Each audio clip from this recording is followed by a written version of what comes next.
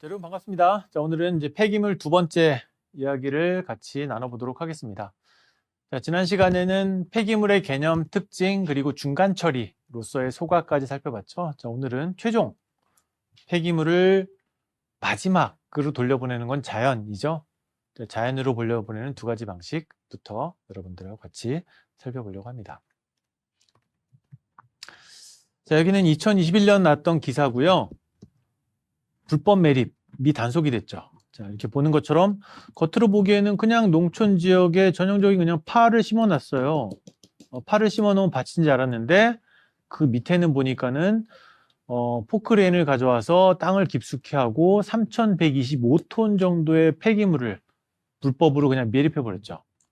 이렇게 그냥 매립한 이유는 지정 처리를 하려면 돈이 많이 드는데 주물 공장에서 나온 폐기물을 지정 처리하지 않고 그냥 밭에다 파묻어 버린 거죠. 그래서 부당 이득을 수억 원대의 부당 이익을 챙긴 사람들이 검거됐다라는 기사가 나온 바가 있습니다. 땅에 묻어버렸죠.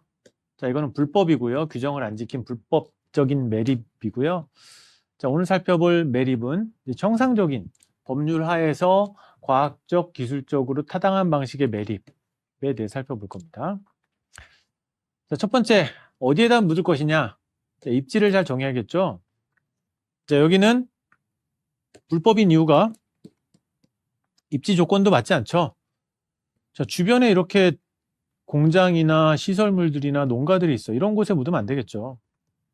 자, 여기는 밭으로 사용하는 용도로가 된 곳이겠죠. 자, 지형이나 물이 어떻게 흘러가는지 위치 등등을 고려해서 매립지를 결정을 하게 됩니다. 자, 그러면 이 매립지가 하는 기능은, 쓰레기 처리장이 하는 기능은 먼저 첫 번째, 잘 담아놓고 있어야 돼요. 잘 담아놓지 못하고 쓰레기가 쓸려 나가면 안 됩니다. 자, 실제 한번 예를 한번 보도록 할까요? 자, 여기는 중국이고요. 2015년에 쉔젠이라는 곳이에요. 쉔젠이라는 곳은 이게 발음이 제가 잘 모르겠습니다. 심천이라고도 쓰여져 있고요. 한자로는 보면 이렇게 심천이라고 되어져 있고요. 쉔젠, 선전 등으로 표시도 하기도 합니다. 자, 위치는 중국이라는 이 넓은 땅, 한반도가 여기 있고 일본이 있고 이쪽에 이제 홍콩을 바로 접한 곳인데요. 홍콩이 조차되기 전에 영국의 통치를 100년 동안 받다가 중국한테 다시 반납하기 전에 홍콩과 경쟁을 할 수 있을 정도로 발달된 신도시, 첨단 도시를 만든 게 바로 이 쉔젠이라는 곳이에요. 자, 지금 중국에서 이 쉔젠이라는 곳은 한 20년 전까지만 해도 그냥 어촌이었어요. 홍콩을 마주보고 있는 그냥 물고기 잡는 동네였는데 여기는 지금 첨단 IT, 중국의 그 인공지능, 전기자동차, 이런 것들이 다 집약된 IT 산업도 여기 다 모여 있고요. 금융, 굉장히 첨단 발전된 도시가 바로 쉔젠이라는 도시죠. 대신 이 쉔젠이라는 이 도시를 급성장하다 보니까 도시가 너무 빠르게 만들어졌어요. 가보면 굉장히 높은 고층 빌딩들이 많이 있습니다. 자, 도시를 이렇게 막 만들었는데요. 그럼 사람들이 몰려들고 쓰레기가 발생하죠. 자, 쓰레기를 매립장에 가둬두기 위해서 지었는데 높이 100m가 되는 아주 높은 쓰레기 매립장을 만들었는데요. 이게 무너져 버리고 말았어요. 쓰레기를 이렇게 꽉 채워놓고 있었는데 이게 무너져 버리면서 이 사태로 82명이 죽거나 다치는 일들이 발생을 했고요. 이 사태 뒤에 보니까는 중국 정부에서 확인한 바에 따르면 규정을 안 지킨 공무원들, 뇌물 청탁을 받고 안전성 감리도 제대로 안 받고 막 부실 공사가 이루어져서 결국에는 무너졌더라. 자, 쓰레기 매립장은 쓰레기를 잘 담아놔야 돼요. 좀 무너지면 안 됩니다.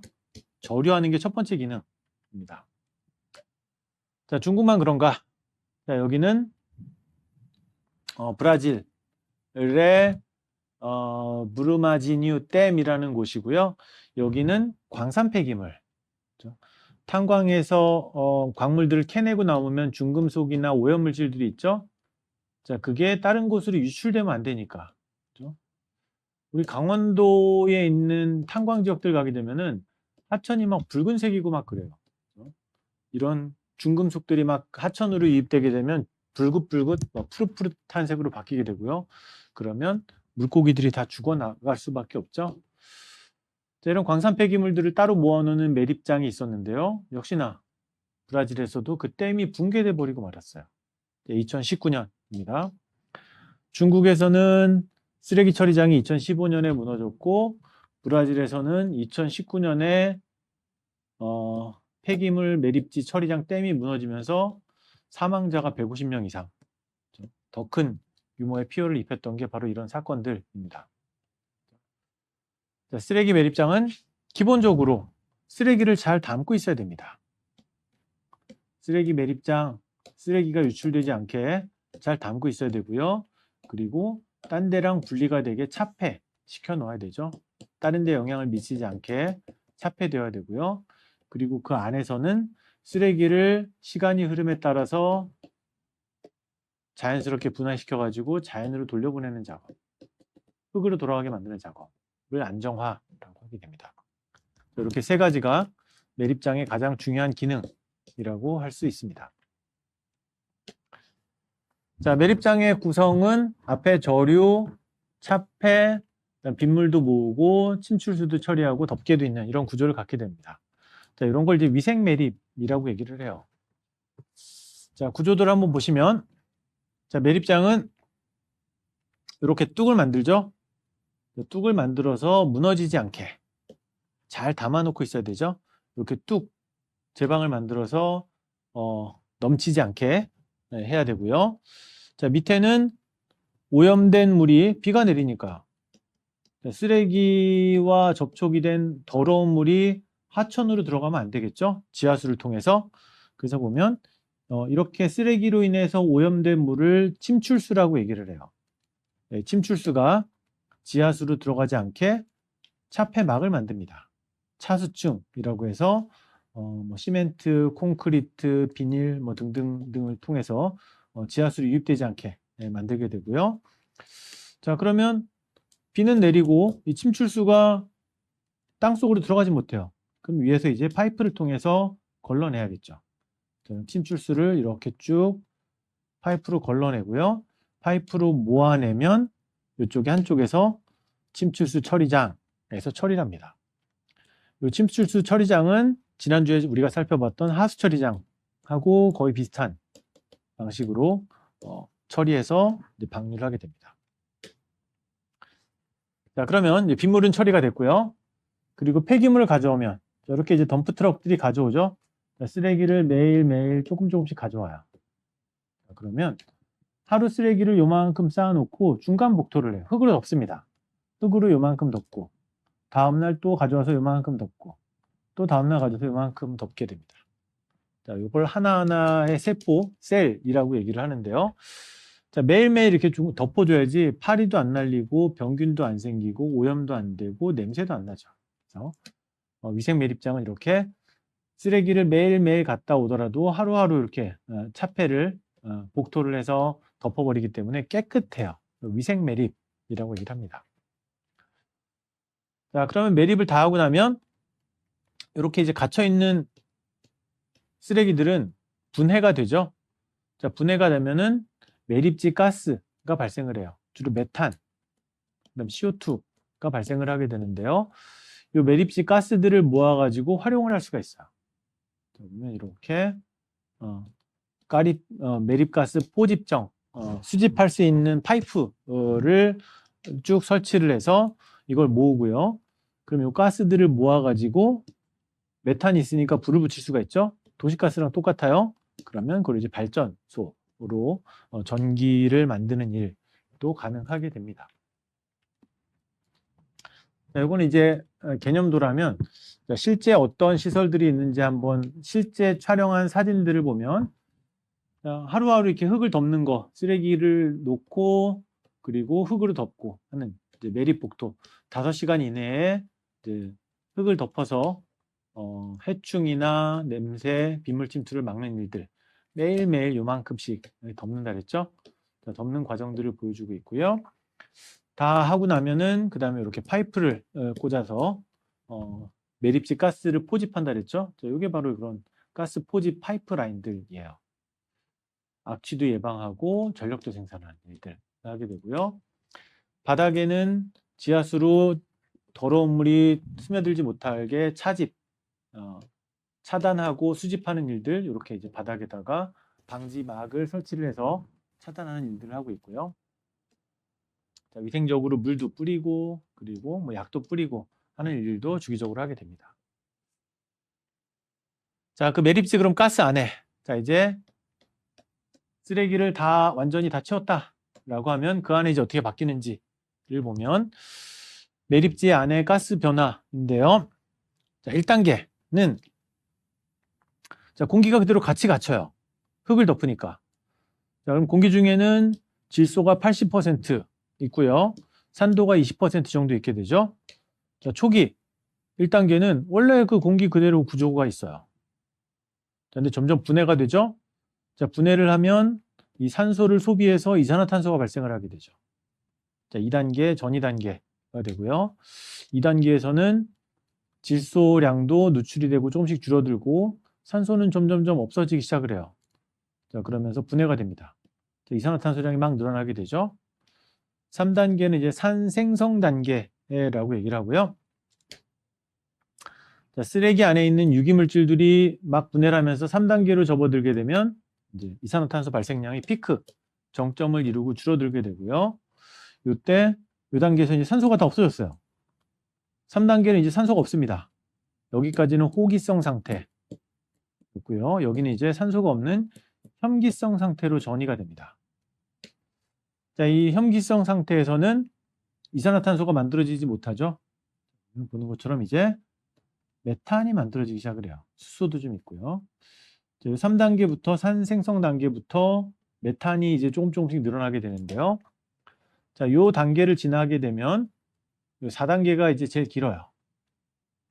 4단계가 메탄 발효 단계라고 해서 산소도 없고 그 안에서 유기물질들은 메탄이 발생을 해요.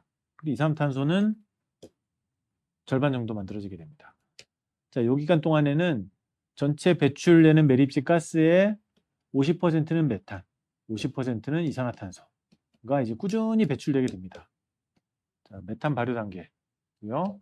마지막에 이 쓰레기 매립장 안에 있는 유기물질들이 다 분해가 되고 나면 이제는 그냥 흙이 돼요. 자, 마지막 숙성 단계라고 할 수가 있습니다. 자, 매립지의 가스를 통해서 그 안에 어떤 반응들이 일어나고 있는지를 이렇게 대략적으로 살펴볼 수가 있게 되고요. 자, 쓰레기장 안에 매립지 안에 쓰레기들이 분해가 되면 결국 땅이 조금씩 가라앉아요. 꺼지게 됩니다.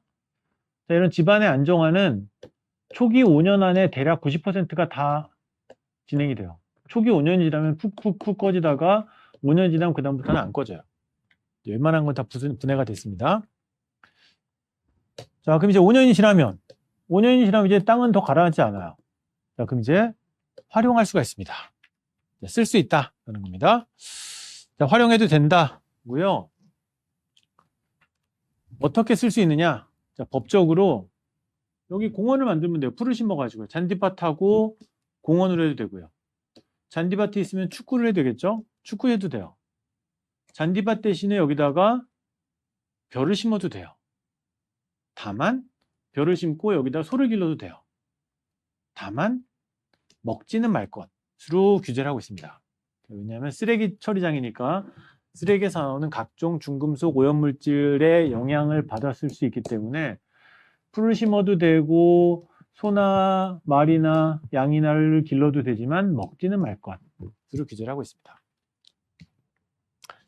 자, 그러면 실제로 한국의 쓰레기 매립장을 활용하고 있는 대표적인 사례가 바로 난지도예요. 자, 근데 사실 이 난지도는 앞에 봤던 위생 매립이 아니에요. 앞에는 우리가 이렇게 제방을 쌓고 하나하나 이렇게 흙을 덮는 셀 단위의 아주 깔끔한 방식이었죠. 자, 이렇지 않았습니다. 자, 난지도 매립장은 79년부터 93년까지 서울이고요. 자, 서울 바로 옆에 난지도의 쓰레기 쓰레기를 가져다가 보관했던 곳입니다.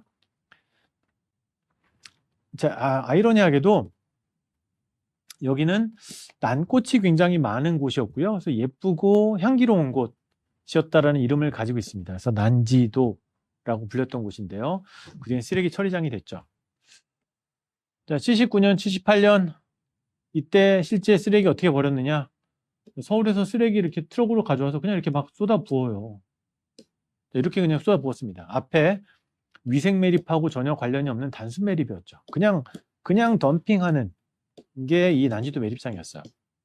이런 난지도의 매립장은 93년까지 그대로 유지가 됐고요. 자, 이 무렵에 지나가다 보면 냄새가 너무너무 많이 났어요. 여기는 지나가면 막 그 차량 문을 못 열, 여기도 옆에 이제 한강 옆에 차도가 있다 보니까 지나갈 수가 있는데요. 90년대까지만 해도 냄새가 너무 나서 창문을 꼭 닫아야지 지나갈 정도였던 곳입니다. 자, 이런 시기 동안에 여기서 살던 사람들도 있어요. 도시 빈민들은 여기서 살아서 쓰레기를 뒤지면은 뭐 가끔 유용한 것들이 나오죠. 쓸모 있는 뭐 책도 있고 옷도 있고 뭐 전자제품도 있고 심지어는 먹을거리도 들어와서 먹기도 했던 게 1980년대 한국의 서울의 빈민들 모습이었고요. 이 과정을 다룬 소설은 난장이가 쏘아올린 작은 공이라는 소설을 보면 이 빈민들의 삶의 모습들이 나타나 있습니다. 자, 93년 쓰레기 버리는 것들이 다 끝났어요. 더 이상 못 버려요. 꽉 차서. 자, 그래서 그 다음 완전히 흙으로 덮어버렸죠. 자, 지금은 바로 서울의 월드컵 상암 경기장 옆에 보면 이렇게 커다란 산이 두 개가 있어요. 하늘공원, 노을공원이라고 하는 두 개의 공원이 있고요. 이게 바로 주변에 있는 서울에 있는 다른 산들하고 모습이 틀리죠. 자, 여기는 다 자연적인 산들이에요. 남겨져 있는, 개발이 안 되고 남겨져 있는 산들, 뭐 북한산, 관악산 등인데 여기 난지도에 있는 이 산은 네모 반듯해요. 네모 반듯한 모양이 되어져 있죠. 이게 바로 이런 쓰레기 더미 위를 그냥 흙으로 덮어 놓은 곳입니다. 자, 5년이 지났기 때문에 땅은 다 가라앉았고요. 그냥 멈춰져 있어요. 자, 그러면 서울은 이걸 어떤 용도로 쓸 것이냐라고 고민을 했고요. 바로 공원으로 쓰자라고 해서 여기는 월드컵 경기장, 여러분 서울에 놀러 갔을 때 지하철 타고 축구 경기 보고 바로 걸어가면 5분, 10분 거리 안에 이렇게 공원이 있습니다.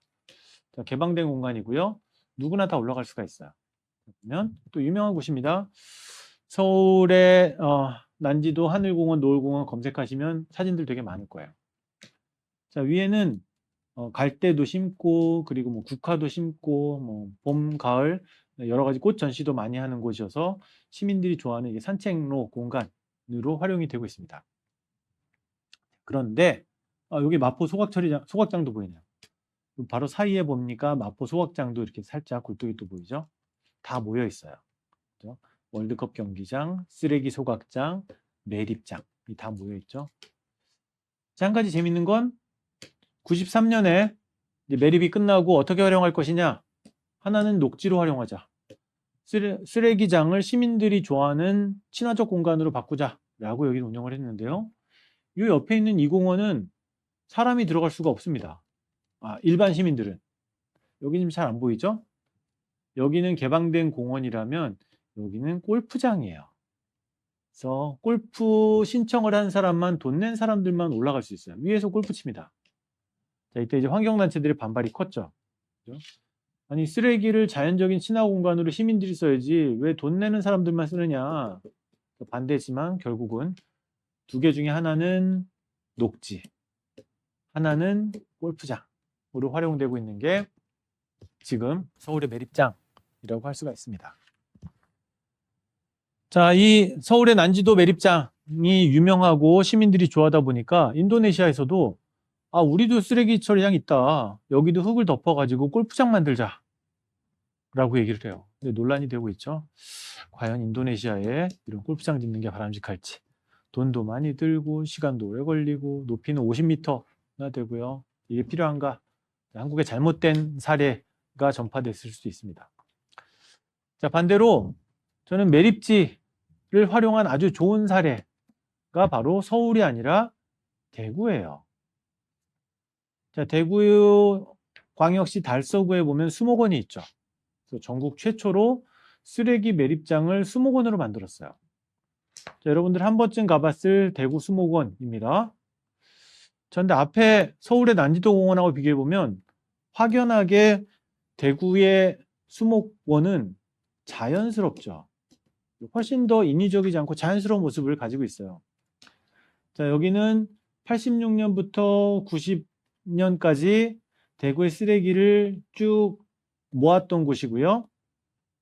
여기에 흙을 덮었죠. 여기에 덮는 흙은 지하철 1호선을 땅을 파는 과정에서 나온 흙을 위에다 덮어가지고 이렇게 자연스럽게 수목원으로 바꾼 사례입니다. 자, 대구 수목원도 시민들이 굉장히 좋아하는 곳이죠. 가을이 되면 특히나 국화전시회 하면은 여기 앞에는 이제 주차장이 붐빌 정도로 시민들이 좋아하는 공간이 바로 대구 수목원이고요. 이런 대구의 성공 사례는 부산에서도 배우고 싶어 했어요.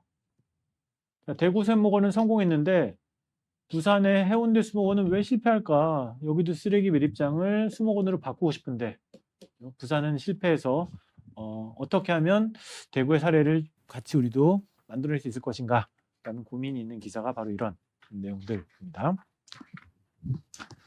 자, 앞에서는 최종 처분으로서 매립, 땅에 버리는 것을 봤다면 이제 바다에 버리는 것이 해양 배출이 두 번째 최종 처분입니다. 자, 1988년부터 2015년까지 한국은 바다에다가 많은 쓰레기들을 버렸어요. 자, 플라스틱 같은 쓰레기들은 주로 버리지 않고요. 어떤 쓰레기였냐? 바로 하수 슬러지, 오니, 그리고 음식물 쓰레기, 그리고 산업 폐수, 인분, 가축분요. 바다에 버리면 물고기들이 먹을 수 있는 것들을 다 버렸죠. 근데 역시나 다 깨끗하지 않죠. 비중으로 보게 되면은 산업 폐수가 제일 많죠. 그 다음이 가축분요, 인분 등이 됩니다. 자, 1988년부터 2015년까지 배출한 양이고요. 쭉 보게 되면 2005년에 제일 많았고 그 뒤부터 이제 줄어드는 형태의 패턴을 볼 수가 있게 됩니다. 자, 그러면 어디에 버렸냐? 정부가 지정해 놓은 딱 세 군데가 있어요. 서해병, 동해정, 동해병이라고 해서 부산 남쪽에 여기, 그다음 포항에서 동쪽으로 여기, 인천 군산에서부터 여기 떨어진 곳이 정해져 있고요. 동해 바다나 남해 바다는 깊은 편이어서 한 60km, 100km 정도만 가도 깊은 바다니까 그냥 막 버렸는데요. 서해 바다는 얇죠? 그래서 200km나 가서 멀리서 버려라 라고 지정을 해놓고 있습니다. 자, 그런데 여기는 이제 정부가 정해놨을 뿐이지 물고기들은 자유롭게 왕래하면서 이런 각종 쓰레기들을 또 먹고 또 어부들한테 잡혀서 우리 또 식탁에 오르게 되죠. 자, 이런 문제 때문에 국제사회는 바다에는 버리지 말자라는 금지 협약을 체결합니다. 자, 런던 협약이라고 하고요. 2012년부터는 하수 슬러지 축산분뇨 금지가 됐고요. 2013년부터는 음식물 쓰레기와 산업폐수도 2013년부터 금지를 하게 됩니다. 그래서 한국도 2015년부터는 바다에 버리는 쓰레기 처리량이 대폭 줄어들었다라고 할 수가 있습니다. 자, 최종 처분하는 두 가지 방식은 땅에 묻거나 매립하거나 혹은 바다에 투기하거나 던지거나 하는 방식들이 있었습니다. 자, 오늘 나머지 시간은 좀 쟁점들과 정책들을 볼 건데요. 최근에 폐기물 분야의 쟁점은 바로 음식물 쓰레기예요. 바다에 못 버리죠, 이제. 자, 바다에 못 버리니까 집에서 바로 처리할 수 있게 새로 도입된 게 음식물 쓰레기 분쇄기라고 불리고요. 디스포저라고도 불리는데요. 기술적으로는 아주 간단해요. 자, 여러분 싱크대에 보면은 여기서 이제 설거지를 하죠. 자, 보통 가정은 음식물 쓰레기 이렇게 따로 모아가지고 아파트 단지에 있는 수거함에다 놓으면 가져 처리를 해요. 그런데 이 디스포저는 여기 싱크대에 있는 하수구에다 그냥 집어넣어요. 그러면 이 분쇄기는 별거 아니에요. 그냥 믹서예요. 믹서 같은 게 밑에 달려 있고요. 버튼을 누르면 윙 하면서 음식물 쓰레기가 전부 다 갈려요. 자, 그러면 하수구로 내려갑니다. 자, 하수구로 내려가면 정화조로 들어가서 같이 처리가 되기도 하고, 그리고 나면 이제 하수관으로 방류가 됩니다. 자, 이런 디스포저가 정부 승인하에 보급이 됐는데요. 자, 이게 문제가 있어요. 첫 번째, 자, 음식물 쓰레기를 갈아가지고 믹서로 해서 관으로 내려보내죠. 이 관이 막혀요. 자, 그래서 정부는 이걸 허용해 주되 쓸 수 있지만 아무나 못 쓰게 막아놨어요. 그죠? 다른 문제가 없다는 전제 조건 하에서 쓸 수 있게 해놨고요. 먼저 첫 번째 막히면 안 되겠죠? 막히면 안 되기 때문에 이 배관이 넓어야 되고요. 그냥 경사가 어느 정도 있어야 돼요. 수평이면 다 막혀요. 자, 그래서 이런 조건들을 다 지키려면 옛날 아파트는 안 되고요. 신형 아파트. 신형 아파트에 이런 조건들을 지킨 경우에 한해서 디스포저를 쓸 수 있습니다. 자, 근데 만약에 이런 아파트가 아닌데 본인 아파트는 80년대, 90년대 옛날 아파트다. 근데 디스포저를 사다 설치한다. 그러면 불법이 돼요. 하수관이 막히고 수질 오염을 일으키게 됩니다. 과태료 부과 대상이 돼요. 그래서 지금은 아마 최근에 아주 좋은 아파트여서 이런 것들 쓸 수 있게 설계가 된 아파트가 아니면 대부분 다 불법이다라고 보면 됩니다. 조심하셔야 될 부분이라고 할 수가 있습니다. 자, 두 번째, 음식물 쓰레기. 바다에 못 버리니까 싱크대에서 갈아서 하수구에 넣어버리겠다. 아유, 이것도 힘들죠. 두 번째, 자원하겠다라는 겁니다. 자, 발생한 음식물 쓰레기를 발효하게 되면은 또 바이오가스, 메탄이 발생하죠. 그러면 전기도 만들 수 있고 활용도 가능합니다. 자, 음식물 쓰레기, 미생물들이 분해할 수 있으니까 이렇게 자원으로 활용할 수 있습니다. 자, 2013년에 인간의 조건이라는 굉장히 재밌는 예능 프로그램이 있었는데요. 개그맨들 한 4명 정도를 대상으로 뭐 몇 가지 미션을 줘요.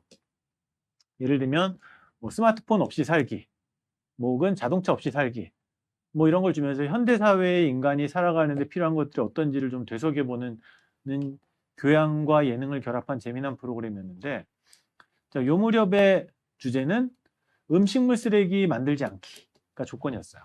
자, 이때 양상국이라는 개그맨은 뭐 각자 4명의 개그맨들이 각자 다른 방식으로 문제를 해결해 나가는데, 이 친구는 지렁이를 기르자. 지렁이를 집에다 이렇게 상자에 놓고 기르면 얘네들이 바나나 껍질도 먹고 뭐 귤 껍질도 먹고 뭐 이런 걸 했던 이제 재미난 사례가 당시 예능 프로그램이었습니다. 자, 이거를 개인 차원이 아니라 지자체나 정부 차원에서 할 수가 있죠. 그러니까 음식물 쓰레기를 모아서 퇴비 사료를 만드는 일들을 합니다. 더 큰 규모로 해서 발효시켜서 가스를 만들 수도 있고 지렁이를 길러서 분변토로 이렇게 퇴비를 만드는 것도 가능합니다. 자, 근데 문제는 또 10년이 지났죠. 2020년 이런 걸 지자체 단위로 하고 있는데 안 팔려서 문제입니다. 정부들이 쓰질 않아요. 자, 음식물 이제 골칫거리입니다. 바다에도 못 버려, 집에서 디스포저로 분쇄해도 문제가 돼, 지렁이로 자원화하는 것도 힘들어. 자, 환경부는 자, 음식물 쓰레기 종량제를 도입합니다. 대한민국이 가장 성공했던 사례가 1995년 쓰레기 종량제 덕분에 발생량도 줄이고 재활용도 대폭 높였죠. 그러면 이걸 음식물에 적용하자라고 해서 2013년에 음식물 쓰레기 종량제를 본격 도입해요. 근데 이게 성공을 못합니다. 1995년에 쓰레기 종량제는 굉장히 성공적으로 전 세계에 자랑할 만한 제도인데, 이후에 도입된 음식물 쓰레기 종량제는 전혀 확산이 안 돼요. 왜냐하면 음식물 쓰레기가 지금 종량제 도입은 됐어요. 자, 근데 지금 1995년에 쓰레기 종량제는 개인이 봉투에 담아서 내리니까 최대한 돈을 아끼기 위해서, 절약하기 위해서 배출량을 줄이고 재활용하는데, 지금 음식물 쓰레기 종량제는 아파트 동별로 많이 도입이 되니까 뭐 내가 줄인다고 해서 혜택이 나한테 오지가 않아요. 그냥 아파트 동 단위로 하는 게 많다 보니까 전혀 효과를 발휘하지 못하고 있다. 자, 본질적으로는 아예 발생량을 줄여야겠죠. 음식물 쓰레기 안 나오게 하는 게 좋을 거고요. 불교에서는 바루공양이라는 개념이 있는데요. 이렇게 그릇 3개에 밥을 먹고 국을 먹고 스님들은 그 다음에 김치 한 조각 남겨가지고 옆에 싹 닦아내고 그 다음 물 비워가지고 마시고 그러면 설거지까지 끝나죠. 그 다음 다시 이렇게 보자기에 쌓아가지고 넣으면 다음 또 밥 먹을 수 있게 됩니다. 절에서는 이렇게 아무런 쓰레기도 배출되지 않은 일들을 종교적으로 하고 있고요. 종교뿐만 아니라 급식에서도 수요일은 다 먹는 날이라고 해서 반찬 남기지 맙시다 라고는 캠페인을 초등학교에서부터 진행을 하고 있고요. 자, 이런 거는 이제 그 세대를 자랐던 급식 세대들은 다 공감하고 있죠. 연애 프로에 나가서도 후다날, 그날 막 탕수육, 짜장면이 나와. 애들이 좋아하니까 안 남기고 다 먹어요. 이런 얘기들까지 할 정도로 이제 수요일 급식은 다 먹는 날 캠페인 유지가 되는 것 같습니다. 이렇게 초등학교는 되게 열심히 되는데 우리 경북대 안에도 급식 식당이 많죠? 잘 안 지켜지는 것 같아요. 음식물 쓰레기 아예 안 남는 게 가장 좋은 방법이다. 그럽니다.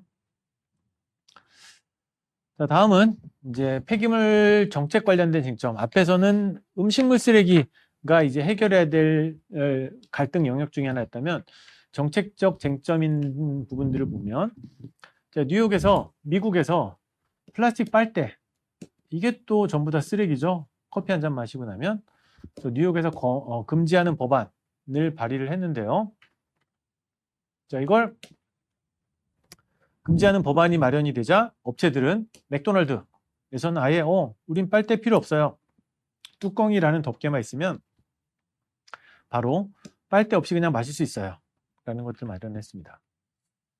자, 근데 이런 걸 미국 대통령인 트럼프 대통령은 좋아하지 않아요. 편하고 좋은데 뭐 빨대 있어야지 라고 아예 대놓고 본인 선거 때 이렇게 트럼프 빨대를 만들어서 판매를 했습니다. 선거 자금도 이용을 하고 본인이 당선이 되면 이런 금지 법안들을 다 폐기시켜버리죠. 자, 미국에선 이렇게 플라스틱 빨대를 규제하는 것이 정치적 쟁점이 되고 있는 상황이고요. 한국에서는 2024년 부산에서 국제 플라스틱 협약 관련된 회의가 개최가 됐습니다. 국제적으로 플라스틱 사용량을 금지하자라는 회의가 개최가 됐는데요. 합의 실패하고 말았습니다. 2024년 결국 실패하고 산유국이 하도 반대 때문에 플라스틱 규제를 국제사회가 실패하는 일들이 벌어집니다. 폐기물 플라스틱 여전히 뜨거운 쟁점이다 라고 할 수가 있습니다. 자, 다음은 2019년 12월부터 2023년까지 정도가 이제 우리가 코로나 한 4년 정도의 시간을 보냈죠. 자, 이때 막대한 양의 마스크를 하루 쓰고 그냥 다 버렸죠. 폐 마스크가 매일 2천만 개씩 만들어지고 이게 썩는데 450년이 걸려요. 다 플라스틱이니까. 자, 이걸 어떻게 활용할 것이냐가 쟁점 중에 하나고요. 자, 한국만 쓴 게 아니라 전체 인류가 다 썼죠. 자, 홍콩에 있는 무인도에 가면은 사람이 안 사는 무인도인데 이런 폐 마스크가 그냥 널려 있어요. 코로나 이후 그로 인한 쓰레기의 습격이 다시 발생하고 있는 게 지금의 상황입니다. 전 세계적으로는 플라스틱, 그 다음에 마스크 문제가 되고 있고요. 한국에서는 의성의 쓰레기산, 쓰레기 산더미 있는 걸 어떻게 처리할 것이냐. 자, 이거 처리하려면 7년이 걸린다. 자, 이게 외국 뉴스에까지 나오면서 CNN에 방송이 되면서 국제적 망신이 있었던 게 바로 이 사례인데요. 7년 걸린다고 했던 게 20개월 만에, 1년 반 만에 다 해결이 돼서 이렇게 경북 의성에 있는 쓰레기산이 없어졌어요. 자, 근데 이걸 어떻게 했느냐? 환경부가 쓰레기 소각장에서 이걸 처리할 수가 없었어요. 어떻게 했냐면 바로 강원도에 있는 시멘트 공장. 석회석을 구워서 분쇄한 다음에 만든 게 시멘트인데 이 석회석을 구울 때 쓰레기를 같이 태워버렸어요. 자, 근데 이게 또 논란이 됩니다. 야, 여기는 시멘트 공장은 쓰레기 처리장이 아니죠. 위생 조건이나 대기 조건이 갖추지 못하는데 여기에서 쓰레기를 막 태워버렸죠. 급하니까. 자, 앞으로 어떻게 할 것이냐가 이제 논란 중에 하나입니다. 자, 다음은 폐기물 분야에서 새로운 게 등장한 개념이 바로 생산자 책임 재활용 제도이고요. EPR이라고 하는데요. 직역을 하게 되면 확대 생산자 책임 재활용 제도라고 하고요.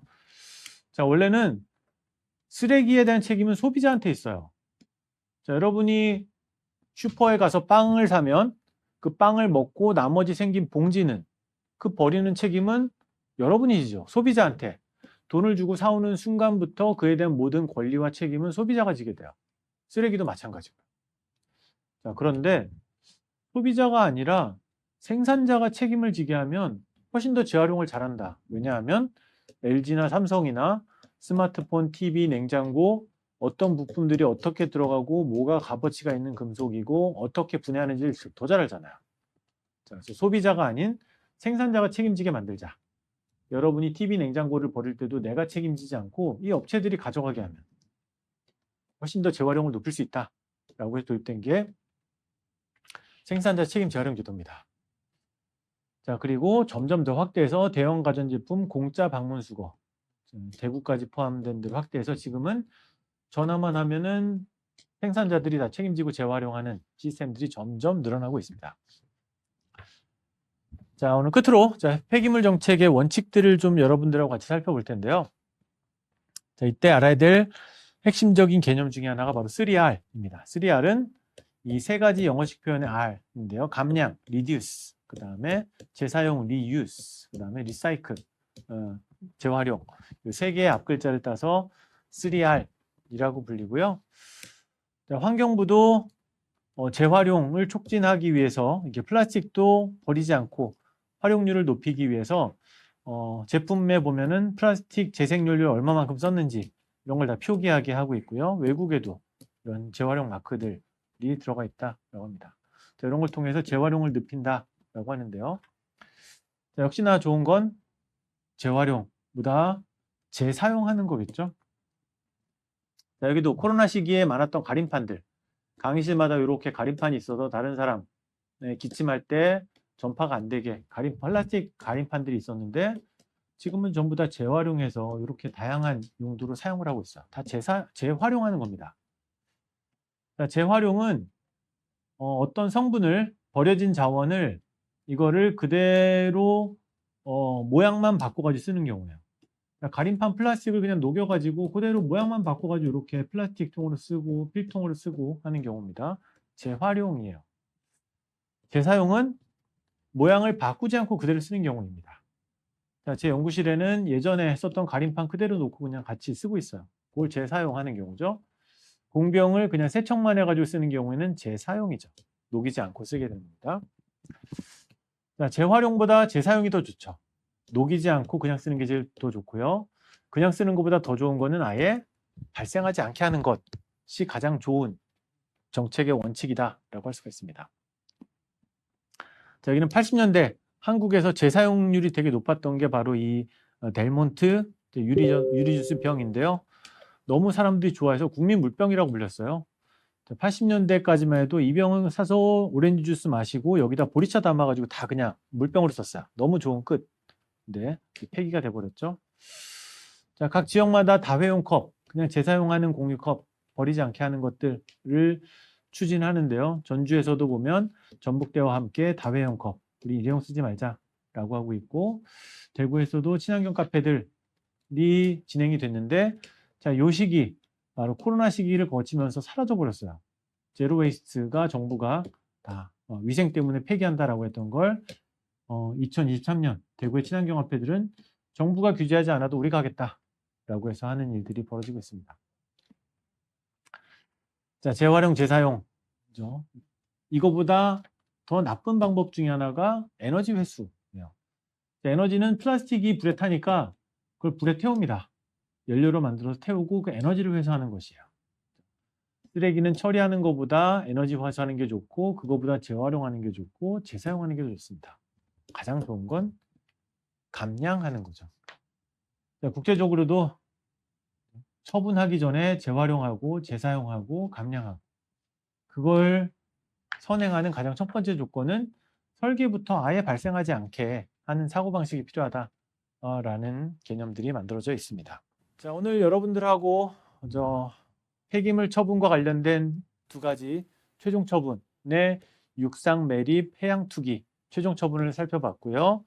그리고 음식물 쓰레기가 가장 큰 쟁점, 바다에도 못 버리게 묶이면서 어떻게 할 것이냐 라는 논란이 되고 있고, 최근에는 플라스틱을 사용을 규제할 것인가 미국과 그리고 유엔에서도 논란이 되고 있으며 생산자가 재활용하는 게 훨씬 더 바람직하다라는 논의들까지 살펴봤죠. 끝으로는 폐기물 정책의 최우선순위는 에너지 회수, 재활용, 재사용보다도 감량이고, 이 감량을 하기 위해서는 설계 단계부터 고민할 필요가 있다에 대해서까지 살펴봤습니다. 자, 오늘 여러분들하고 폐기물 정책에 대해 살펴봤고, 다음 시간에는 유해 물질, 독성 물질에 어떤 것들이 있는지 또 어떻게 관리해야 되는지에 대한 이야기를 다음 시간에 살펴보도록 하겠습니다. 자, 여러분 수고 많으셨고요. 예, 다음 시간에 뵙겠습니다.